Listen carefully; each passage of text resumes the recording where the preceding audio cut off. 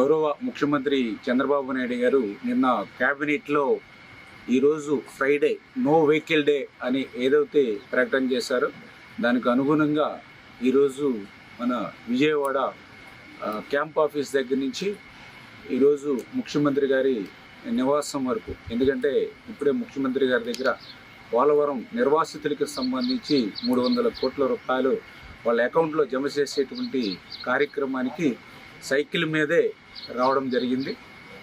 ఈ సందర్భంగా ఒకటే చెప్పదలుచుకున్నాం, ఏదైతే మన ప్రీతమ నరేంద్ర మోడీ గారు ప్రధాని గారు ఒక పిలుపిచ్చారు, డీజిల్ పెట్రోల్ వాడకాన్ని తగ్గించుకోవాలి, విద్యుత్ వాడకాన్ని తగ్గించుకోవాలి, పొదుపు చేయాలి అని ఏదైతే యుద్ధం వల్ల వస్తున్నటువంటి పరిస్థితులు కానీ రూపాయి మార్క ద్రవ్యం తగ్గుతున్నటువంటి పరిస్థితులు కానీ దృష్టిలో పెట్టుకుని ఏదైతే నరేంద్ర మోడీ గారు పిలిపించారో మరి ఆ పిలుపుని కొంతమంది వైసీపీ నాయకులు ఉన్న అవహేళన చేస్తూ మాట్లాడుతూ ఉంటే చాలా బాధ అనిపిస్తూ ఉంది.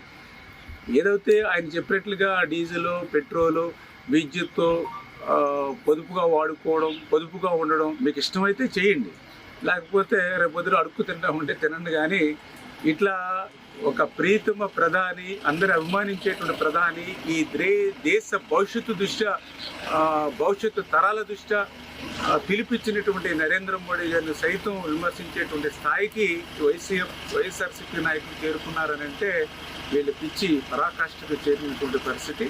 మరి ఈరోజు క్యాంప్ ఆఫీస్ దగ్గర నుంచి ముఖ్యమంత్రి గారి నివాసం ఏదైతే ఈ యొక్క పోలవరం నిర్వాసితుల ఆ మీటింగ్ సందర్భంగా ఈ 10-12 కిలోమీటర్లు ఏదైతే సైకిల్ మీద వచ్చామో నిజంగా చాలా సంతోషంగా ఉంది.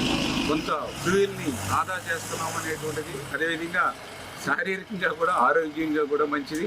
అదేవిధంగా వస్తున్నటువంటి రోడ్డు వెంబడి ప్రజల్ని అందరినీ దగ్గరగా ఉంటున్నటువంటి పరిస్థితి. ఈ రకంగా ఏ కోణంలో చూసినా కూడా ఇది ఈ దేశానికే కాదు, ఈ రాష్ట్రానికే కాదు, వ్యక్తిగతంగా మనకు కూడా చాలా అవసరమని కూడా అనిపిస్తున్నటువంటి పరిస్థితి.